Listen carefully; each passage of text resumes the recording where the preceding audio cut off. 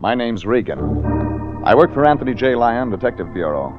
They call me the Lion's Eye.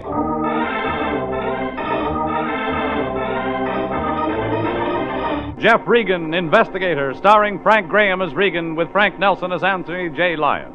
So stand by for mystery and suspense and adventure in tonight's story of The Gorilla That Always Said, Yeh-ah.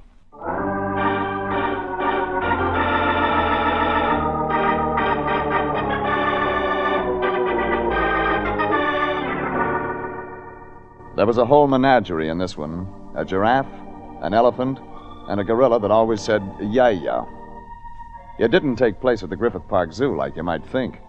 We played this one out along the Sunset Strip, the stretch of big-time movie agents' offices, Mocambo, Ciro's, specialty shops, and razzle-dazzle that ties Beverly Hills to Hollywood with tinsel tape. It started, as these things sometimes do, in my boss's office, the Lyon Detective Bureau. Now, just sit down, Jeffrey, and stop pacing the office floor. You know what carpeting costs. Sure. Okay, Lyon, give it to me again. And slow. Jeffrey, you know there's nothing I wouldn't have you do for money. You topped yourself this time. $100, Jeffrey. As Anthony J. Lyon, president of the Lyon Detective Bureau, I felt it my duty to take the case. What did she say exactly? Exactly. Well, this charming young lady, Annabelle, I believe she said her name was, phoned us and offered to pay $100 if we, that is, if you, Jeffrey, would recover her stolen property. The poor dear thing had been victimized. A little something was stolen from her this morning. Her giraffe.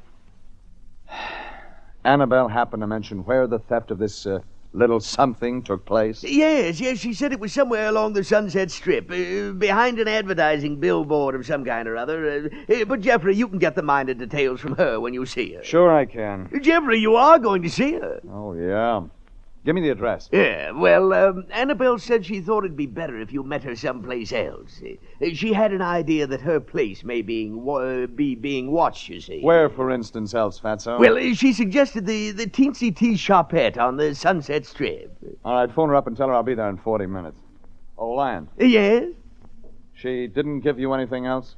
Well, yes, there was one thing more, Jeffrey. Spill. I believe she did happen to mention that the stolen giraffe was, blue. Oh, that's okay, then. I was scared for a minute this was going to turn out to be a screwy case.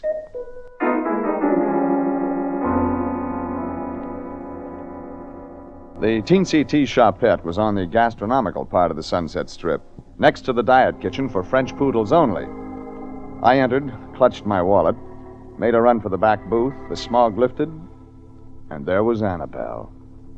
If somebody had to get a giraffe stolen from her, and I had to get hired to get it back, then Annabelle was the one it ought to be. Shall I order tea, Mr. Regan? It's a specialty here. Not for me, thanks.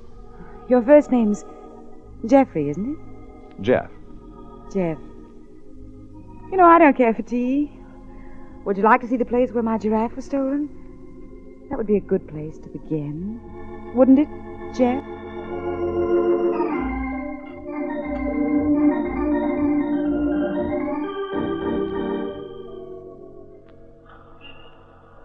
This the place where your giraffe got stolen, Annabelle? Here, behind this billboard? Yes. Here where nobody could see, Jeff. Yeah. I see what you mean. Jeff, come here. Oh, Jeff. Guess you don't know who copped your giraffe, huh, baby? I don't know his name. One guy did it? Oh, yes, the one that bought the elephant. Elephant in it, too, huh? Yes. Blue elephant like your blue giraffe? No, the elephant was orange. Oh. Maybe you better describe the guy, hmm? Well, he was shorter than I am, heavy set. He has a bald spot, and, oh, yes, his voice was, well, it was strange, hoarse, and, well, you might say it was cracked. Anything else? Well, naturally, I was bewildered, Jeff, having my giraffe stolen on the Sunset Strip in broad daylight. Naturally. So I hardly really noticed. Yes, I do remember one other thing. He kept saying, yeah. I mean, whenever he meant to say yes or so what or anything, he'd say, yeah. Well, that's something to start on. Maybe I can find him. Now, the way I get it is you'll pay $100, and I'm supposed to get back to the giraffe. It's worth a lot of money, Jeff. $4,000 or $5,000. Johnny Groat couldn't have known what he was doing when he sold it to me for $50. Johnny Groat? Yes. The Johnny Groat? Yes, Jeff. You know who Johnny Groat is, baby. Well, of course I'd... Oh, I see. You mean what he does on the side? On the side? Well, from my point of view, I suppose that most people, the fact that he's sort of a gangster, something like that, is more important. It is. Jeff, we'll drive over to Johnny Groat's. Then you'll see.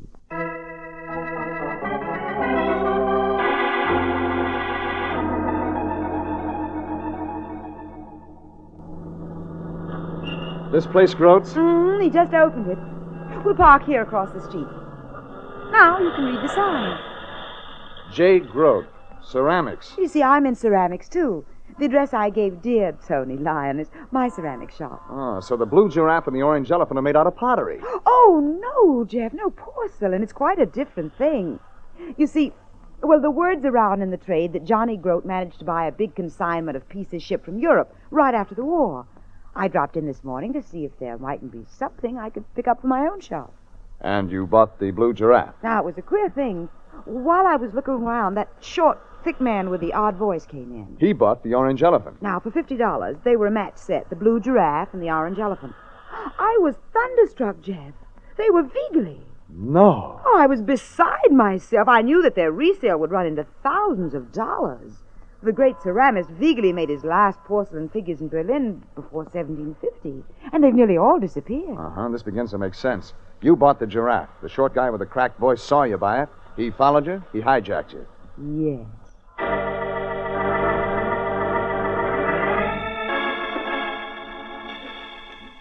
Annabelle drove off, and I went across the street and into Johnny Groat's ceramic shop. Looked like any other ceramic shop. One guy behind a counter, not Johnny Groat. I knew what he looked like from the pictures in the papers. But this guy was tall, skinny, built like Honest Abe Lincoln. Only from the oily face, you'd think that maybe they left out the honest. He came up to me. Yes, sir. May I help you, sir? One of these exquisite Italian Capodimonte pieces, perhaps? I'm a private detective, Regan, Line Detective Bureau. I'm here on business. I see. You want a Johnny Groat salesman? Not exactly. A pardonable mistake on your part, of course. Thanks. You see, sir, Mr. Groat has only recently gone into the ceramics business. Until recently, he was in, other business. I read in the papers. Yes. Well, naturally, Mr. Groat knows very little about ceramics. He acquired a warehouse of stock and engaged me to manage his introductory sale. I happen to be everyday a giveaway Wilkins, sir. Is that so? Ceramics expert, auctioneer, stock liquidator. Yeah, what I came in about, Wilkins. Yeah? A client of mine bought a porcelain animal figure here this morning. Blue giraffe. Oh, yes. Yeah. You sell it to her? As a matter of fact, I did. Well, she got a few blocks up the street and somebody hijacked it. Dear me, no. Yeah. You remember selling an orange elephant to a guy just before you sold her the blue giraffe? Yes, a short, stocky man. Remember anything else about him? Know his name? No, I don't know his name, and Well, I did think he was an odd person to be buying a ceramic figure. Not quite, couth, you know. You mean he was a mug? You might put it that way. Thanks. Johnny Groat got an office in the back of the shop? Well, yes, he has. I'll see you. Mr. Regan, don't go back there. Oh, no? Why not? Well, Mr. Groat's, difficult. Very difficult. Even dangerous, you might say. Thanks, Wilkins. For the tip. I went back. Left every day a giveaway Wilkins trying to put his eyes back in his head. They'd popped out. Johnny Groat's office was at the back of the ceramic shop, but 250 pounds of strong arm was leaning against the wall by the door reading the racing form. I went up to it, asked it what it liked in the 7th at Hialeah. It could talk. Gump. Yeah? I like Dora's sweetheart. So I don't know about horses. I lag quarters like a real demon, though. You got a 2-bit piece on you? Yeah. You care to lag? Uh-huh. Okay. I'll lag first, then you lag. For that crack in the floor there by the other wall. Huh. I lagged a quarter. He lagged a quarter. By a strange accident of fate, he won. He went over to pick up the 2-bit pieces, and I went into Johnny Groat's office. What? Who are you? Well, my name happens to be Regan. They call me the Lion's Eye. Well, beat it. Oh, now, Johnny, I'm just doing my job. I'm trying to find a blue giraffe. Are you nuts? Oh, I thought you might know something about it. Or an orange elephant. Listen, Regan, Johnny Groat's reformed. From now on, he's a straight guy. He don't hurt nobody. Only give him time to get in the habit, will you? Okay, Johnny. I just wonder if you happen to number among your henchmen a short, squat guy with a cracked voice. Get out of here, Regan. Sure, Johnny. Well, you mind if I go out the side way? Fell in front of the door I came in. It might be sore at me.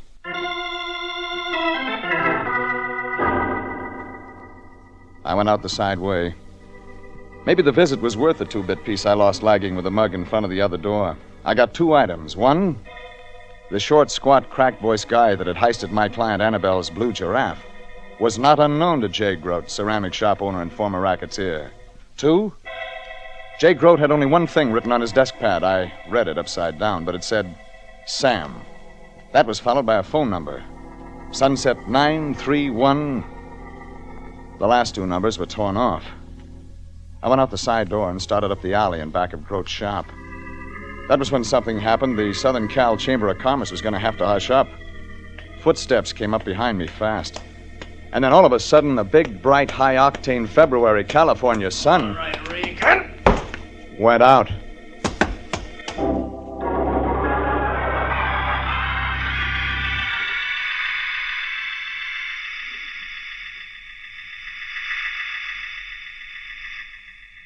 I got an eye open and looked up off the alley pavement.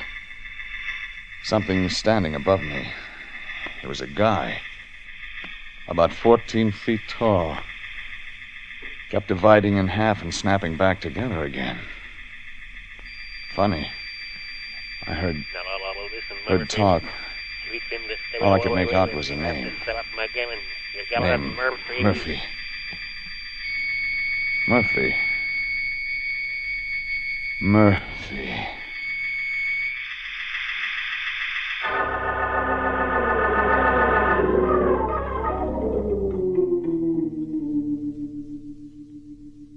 When I came to, the guy was still standing over me.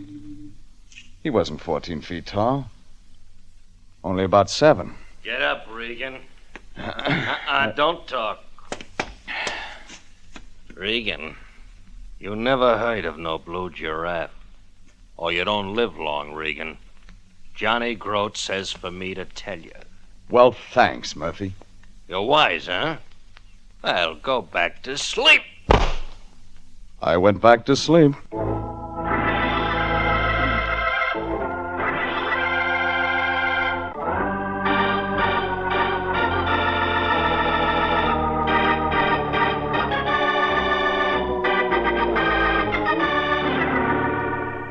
I started on the trail of a blue porcelain giraffe worth $4,000 or $5,000.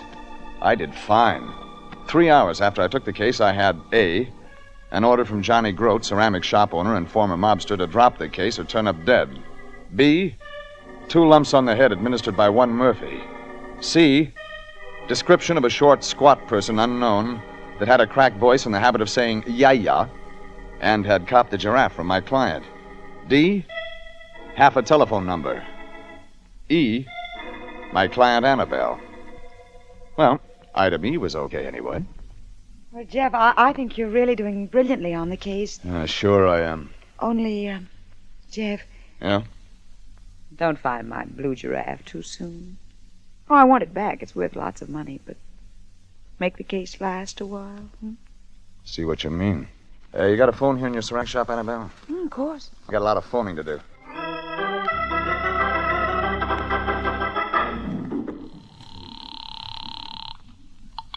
Anthony J. Lyon speaking. Lyon, I got a big job for you tonight. Jeffrey, you know this is the evening I take my French lesson. Parlez français, c'est soir, Lyon. What's that? French. Oh, well, what does it mean, Jeffrey? Means no French lesson for you tonight, Fatso. You got work to do. Now, Jeffrey, why do you always put all the work on me? Yeah, why do I? Look, Fatso, I want you to do some phoning. Dial Sunset 93100. Yes? And then dial Sunset 93101. Then dial Sunset 93102. Jeffrey, is this your idea of a joke? After you get up to Sunset 93109, start with Sunset 93110. Sunset 93111. You get the idea? Jeffrey, this is absurd. Keep it up to Sunset 93199 if you have to. But if a guy answers with a cracked voice, it says, Yeh-ah, tell him you're the phone company. You want to check his address against the files. Then phone me and give me the address. And where will you be all this time, Jeffrey? At the Seaside Rendezvous, Lion. Imperiling life and limb for the Lion Detective Bureau.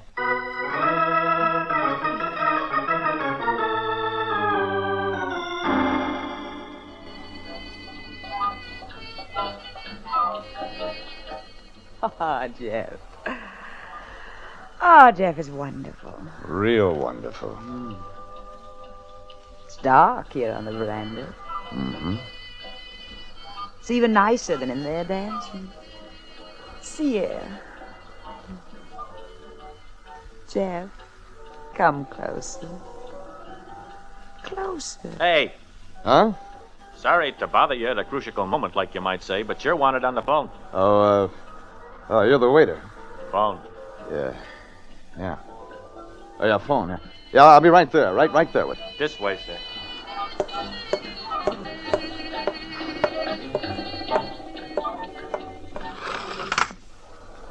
Regan. Jeffrey, Oh, Lion, that you? I've lost my voice. Oh, no. I got as far as Sunset 93187.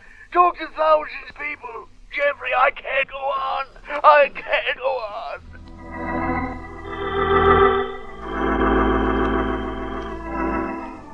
The Lion gave his vocal cords for the cause, but didn't get anybody with a cracked voice that said, Yeh-ah. So that left it up to me. I took Annabelle home, went to a phone booth with a handful of nickels and started in at Sunset 93188. I was luckier than the Lion. I was only on my second back at nickels when... Yeah. This is the telephone company calling. Yeah. We'd like to have the street address at this number, please, to check against a... So I had a hamburger, listened to a couple of records on the jukebox, and tried again. Dialed the same number. Yeah. Sam. Yeah. This is Murphy. Murph, you don't sound like yourself. Sam, look, I gotta see you. Things are getting hot. Yeah. Yeah, I gotta meet you right away. Can't come to your place, too dangerous. Yeah. Yeah, so how about Ocean Park Pier? It'll be closed up this late. Yeah. Yeah, well, make it fast, Sam. Stand under the third street lamp on the boardwalk that leads into the Midway. I'll come there.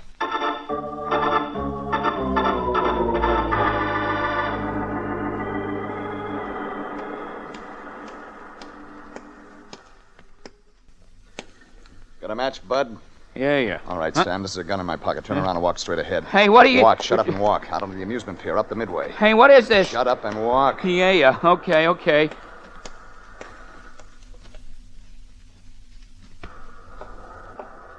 Pier deserted, nobody out there. Dark, empty booths, fronts pulled down. Tunnel of joy, a black mouth. Surf against the piles under the pier. Girders of the amusement rides, jutting skeleton bones in the moonlight. Okay, this'll be all right. We can talk here. Who are you, mister? Skip that. Or, you can call me Murphy if you want to. You was the one that phoned. Yeah. I didn't think it was Murph. Hey, was I a sap? I ain't no good at this mobster business. You, work for Grote, don't you? Yeah. Well, this morning you pulled a grab on a blue porcelain giraffe. Yeah, sure. Hey, mister. Talk. Well, I don't know exactly what you got in mind getting me out here, but if it's like I was reading in the papers, I mean, if you're a guy from the East or something, well, I got points 1 and 2 to make bearing on any decision you might have took to rub me out. Gimme. Point 1. Johnny Grote's going straight. All us regular mobsters is on 2 weeks' notice, and Johnny's lawyer is working on what Johnny can do about the special guys like numbers racket experts, which have got non-cancelable contracts with Johnny. Point 2. Point 2. Even if Johnny's conscience can't stand his going back on former obligations, I'm finished in the rackets. I ain't no good, mister. I done the best I could, but I just ain't suited to the work. Temperamental. Sam, the blue giraffe. Did I heist it off that Judy this morning? Hey, she was pretty. What was the angle behind that heist, Sam? Well, I don't know as it would be ethical for me to say about that. Why, sure it would, Sam. Yeah, yeah? Yeah, now that Johnny Groat's going straight. Yeah, yeah, but that ain't it. Hey, there's somebody behind you coming up, mister. Look. Don't try to pull that old one on.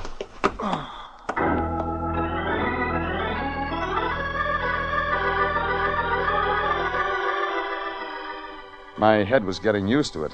I came out of it quick. Yeah, but I was all alone on the pier. The unsuccessful gorilla with a cracked voice, Sam, had disappeared. I patted around among the booths a while, came up with nothing. So I phoned police headquarters and gave them a description on Sam. It was past 1 a.m, and I went home to my place on Taft. Opened the door and went in. Then, like they say, that was the moment my whole life passed in a flash before my eyes. That's what they say happens the moment before you die.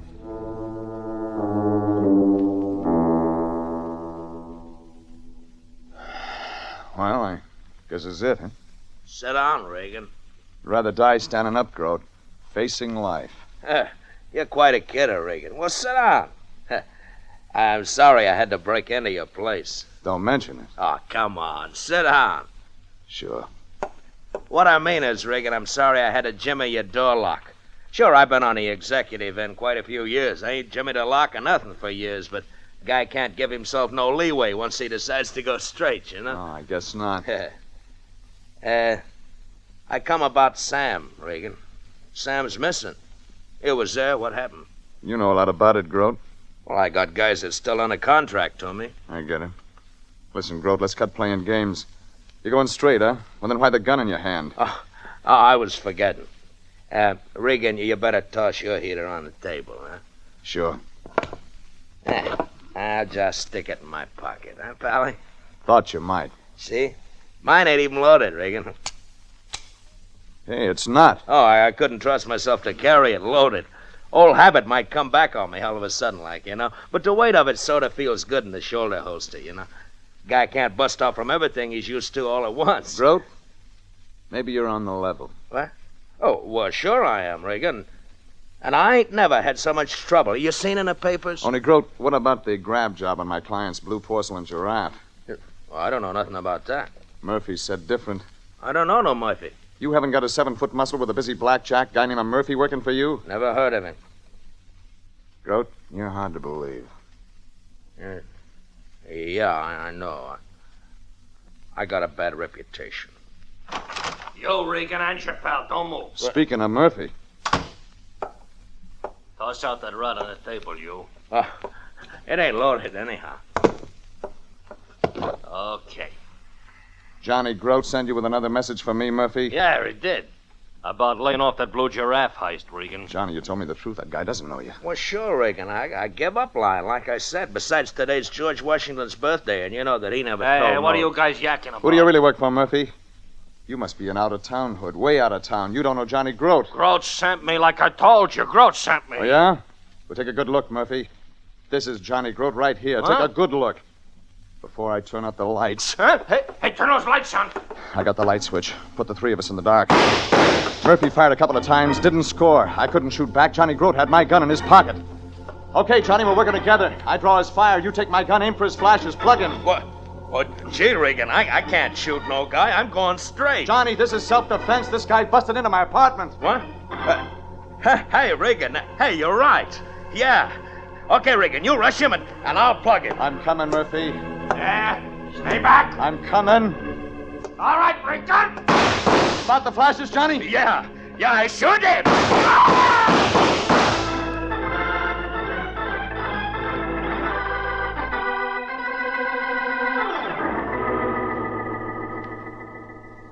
While we waited for the cops and the police ambulance, Groat and I had a chance to talk things over. Johnny had bought a big consignment of ceramic pieces like Annabelle had told me. He didn't know anything about this stuff, so he hired every day a giveaway Wilkins to sell his stock for him. Wilkins was an expert on the value of the stuff. Cops came, hauled what was left of Murphy off. They buttoned Jay Groat up in the wagon. Said they'd have to hold him for questioning. Maybe the story we told them was okay, but they weren't taking any chances on Johnny Groat. Me? I had a call to make. Why, Mr. Regan, it's 3 o'clock in the morning. Step back in, Wilkins. I want to talk. Now, just a Step minute. back, Wilkins, like fast. Well, very well. Mr. Regan, I'm sure I don't know what this is all about. You sold an orange ceramics elephant from Johnny Groat's stock to a guy named Sam, $50. Well, yes, I did. I tried to make as many sales for Miss Groat as possible, of course. Yeah, sure. Only that ceramics elephant was a German antique. That was worth about $5,000. You were a ceramics expert. You knew what that was worth. Groat didn't. You hired Sam to buy it for you. Then you'd appraise it way, way low. That was your way of getting it cheap. Mr. Regan, a statement of that kind had better be backed up with proof. Well, that'll be easy. Who else knew the value of the ceramics pieces? You had tough luck, Wilkins. My client Annabelle saw the sale. She bought the giraffe. That was worth $5,000, too. You had to sell it to her for $50, only you had Sam tag her and heist it from her. That way you got both pieces. Mr. Regan, if the ceramic pieces are valuable, as you say, there might be a handy profit in their resale. That could be divided, eh? You don't have to pay off, Wilkins. I'm already in debt to you. I don't know that I understand that. 3 saps on the head you sent me by Murphy. And now it's my turn to pay you back, Wilkins. With interest.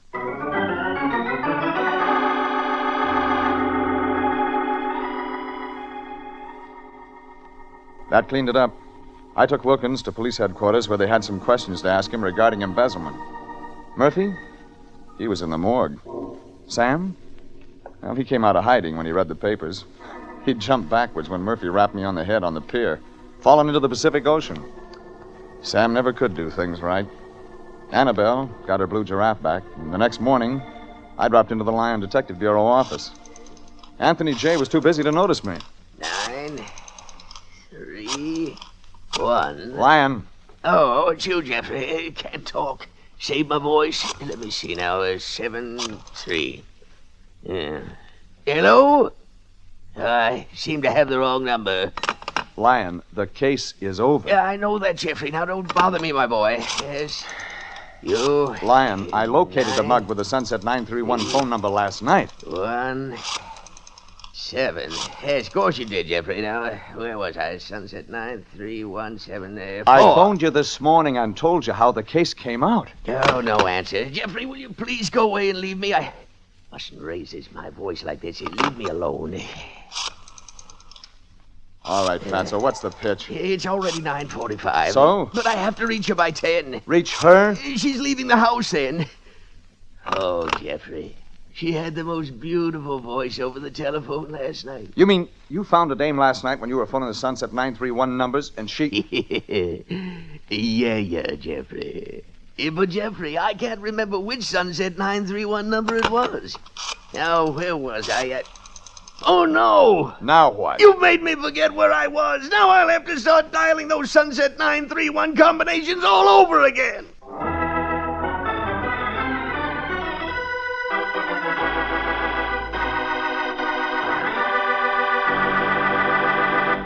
Jeff Regan, Investigator, is written by William Frug and William Fifield, produced and directed by Sterling Tracy, and stars Frank Graham as Regan with Frank Nelson as Anthony J. Lyon. Original music is by Dick Arant.